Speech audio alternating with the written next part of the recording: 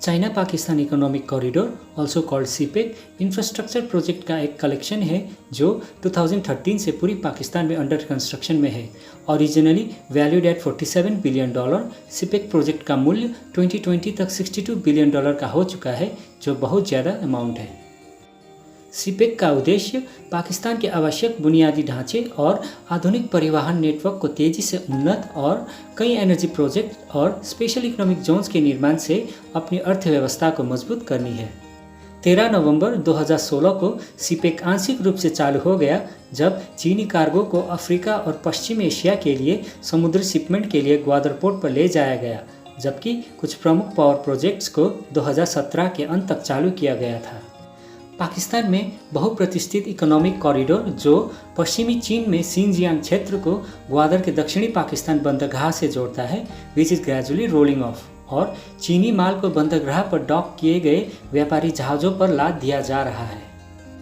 Rail और सड़क के बुनियादी ढांचे में $11 बिलियन का निवेश, वहीं ऊर्जा और बिजली उत्पादन परियोजनाओं में $33 बिलियन के साथ, which are largely financed by Chinese state owned institution. इस परियोजना को चीन द्वारा किए गए सबसे बड़े निवेशों में से एक के रूप में देखा जा रहा है, और ये एक ऐसी परियोजना है जो पाकिस्तान में आर्थिक विकास के एक नए युग की शुरुआत कर सकती है। CPEC Pakistan occupied Kashmir PoK और दक्षिण राज्य बलूचिस्तान से होते हुए पाकिस्तान की पूरी लंबाई से होकर गुजरती है। ये यूरोप, अमेरिका, अफ्रीका और पूरी पश्चिमी दुनिया के लिए चीनी सामानों को लाने या ले जाने की दूरी को 2000 मील तक कम कर देता है। इसके विपरीत स्ट्रेट ऑफ मलक्का मार्ग के लिए एक विकल्प प्रदान करता है, जिसके माध्यम से वर्तमान में अधिकांश चीनी व्यापार होता है।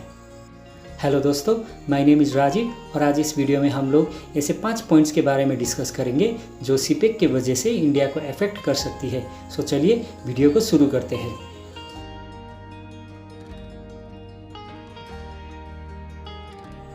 भारत ने इस परियोजना का लगातार विरोध किया है, क्योंकि ये पाकिस्तान के कब्जे वाली कश्मीरी क्षेत्र गिलगिट बाल्टिस्तान से होकर गुजरती है, एक दावा जिसका पाकिस्तान विरोध करता है। 1300 किलोमीटर लंबी कॉरिडोर को भारत की सीमा पर स्थित कश्मीर घाटी के लिए एक वैकल्पिक आर्थिक सड़क संपर्क माना जाता है। पूर्व मुख्यमंत्री महबूबा मुफ्ती सहित तब की भारतीय राज्य जम्मू और कश्मीर के अधिकांश प्रमुख खिलाड़ियों ने परियोजना के बारे में आशावाद व्यक्त किया था। नियंत्रण रेखा के दोनों ओर से कश्मीर को स्पेशल इकोनॉमिक जोन घोषित करने के लिए स्थानीय व्यापारियों और राजनीतिक नेताओं द्वारा आह्वान किया गया था। हालांकि एक अच्छी तरह से जुड़ा हुआ गिलगिट बाल्टिस्तान, जो औद्योगिक विकास और विदेशी निवेश को आकर्षित करता है, अगर सीपीईसी सफल साबित होता है तो अंतर्राष्ट्रीय स्तर पर मान्यता प्राप्त पाकिस्तानी क्षेत्र के रूप में क्षेत्र की धारणा को और मजबूत करेगा, जिससे 73,000 वर्ग किलोमीटर भूमि पर भारत का दावा कम हो जाएगा, जो कि कम से कम 1.8 मिलियन लोगों का घर है।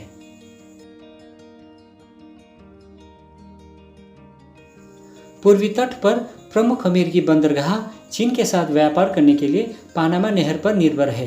एक बार सीपीईसी की पूरी तरह फंक्शनल हो जाने के बाद चीन अधिकांश उत्तरी और लैटिन अमेरिकी एंटरप्राइजेस के लिए एक छोटा और अधिक किफ़ायती व्यापार मार्ग, जो पूरी पश्चिमी हेमिस्फीयर के माध्यम से यात्रा करने से परहेज होगी, वो पेशकश करने की स्थिति में होगा। ये चीन को उन शर्तों को निर्धारित करने की शक्ति देगा जिसके द्वारा अटलांटिक और प्रशांत महासागरों के बीच माल की अंतर्राष्ट्रीय आवाजाही होगी। स्ट्रेट ऑफ हार्मोज से मात्र 600 किलोमीटर दूरी पर स्थित ग्वादर पोर्ट चीन को ईरान नियंत्रित जल चैनल के करीब रखता है, जो दुनिया की 35% तेल आवश्यकताओं की आपूर्ति करता है। 54 किलोमीटर चौड़ी स्ट्रेट को अक्सर शिया राष्ट्र द्वारा आत्मरक्षा का एक रणनीतिक हथियार के रूप में इस्तेमाल किया जाता है, जिससे अंतर्राष्ट्रीय तेल आपूर्ति बाधित हो सकती है। इसका मतलब ये है कि ईरान और यहूदी राज्य इजराइल के बीच कभी भी भविष्य के टकराव या नहर की जब्ती की संभावित खतरे का सामना करने के लिए दुनिया चीन को मध्यस्थता के लिए देखेगी, और भारत, जिसकी 60% से अधिक तेल आपूर्ति स्ट्रेट मुख्य रूप से सऊदी अरब, ईरान और इराक से होकर गुजरती है, will be no exception.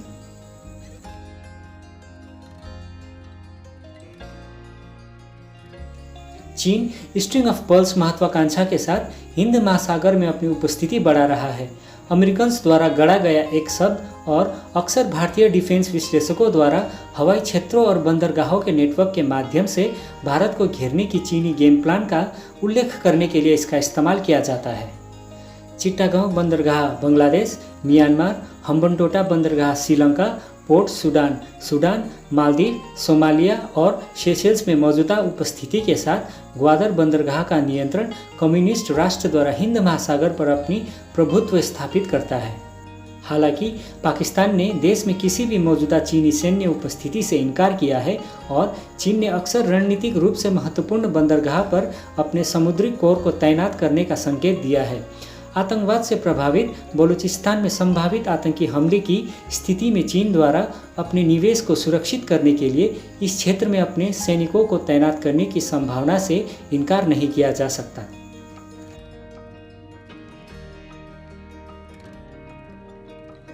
Often referred to as the Marshall Plan of China, named after the historic US plan, जिसने यूरोप को वर्ल्ड वॉर II के बाद फाइनेंशियल एड प्रोवाइड किया था, जिसने यूरोप को खुद के पुनर्निर्माण में मदद की।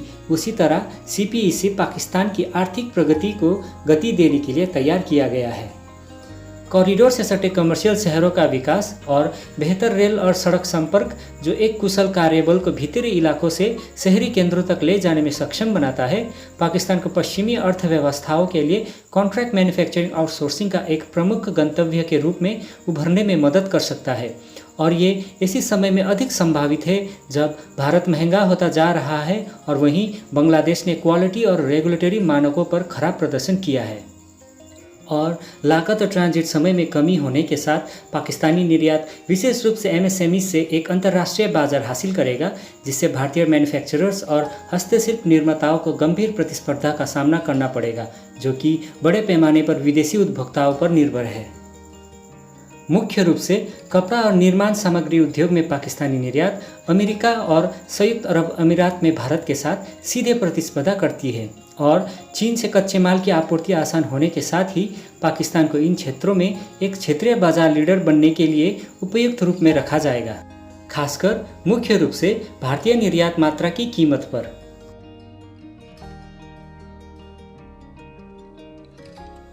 चीन की वन बेल्ट वन रोड और OBOR परियोजना, जो कि बंदरगाहों, सड़कों और रेलवे के नेटवर्क के माध्यम से चीन और शेष यूरेशिया के बीच व्यापार संपर्क पर केंद्रित है, उसे अक्सर इस क्षेत्र पर राजनीतिक रूप से हावी होने की चीन की योजना के रूप में देखा गया है और CPEC इसी दिशा में एक बड़ा कदम माना गया है। और ट्रांस पैसिफिक पार्टनरशिप से हाल ही में अमेरिका के विड्रॉल ने Australia, Brunei, Canada, Chile, Japan, Malaysia, Mexico, New Zealand, Peru, Singapore और वियतनाम के सदस्य देशों को व्यापार में वैश्विक नेतृत्व के लिए चीन की ओर देखा है। वहीं ब्रिटेन की अनसर्टेन विड्रॉल ने यूरोपियन यूनियन और एक कमजोर नेफ्टा, जिसकी पुनः बातचीत ट्रंप शासन से हुई थी, उसने केवल दुनिया भर में चीन की श्रेष्ठता स्थापित करने में मदद की थी। एक चीन जो कि बाकी वैश्विक अर्थव्यवस्थाओं के साथ अधिक एक्सेप्टेड और इंटीग्रेटेड है, उसका संयुक्त राष्ट्र और अलग अलग राष्ट्रों के साथ रिलेशन भी बेहतर है, जो कि संयुक्त राष्ट्र सुरक्षा परिषद में स्थायी सीट हासिल करने की इच्छुक भारत के लिए बुरी खबर साबित हो सकती है। और इसी के साथ एक इम्पॉर्टेंट क्वेश्चन भी राइज होती है, क्या मेक इन इंडिया टाइगर चीनी ड्रैगन के लिए तैयार है? And with that said, I'm taking your leave. Hope you had learned something today. My name is Rajiv. Thank you for watching and God bless you all.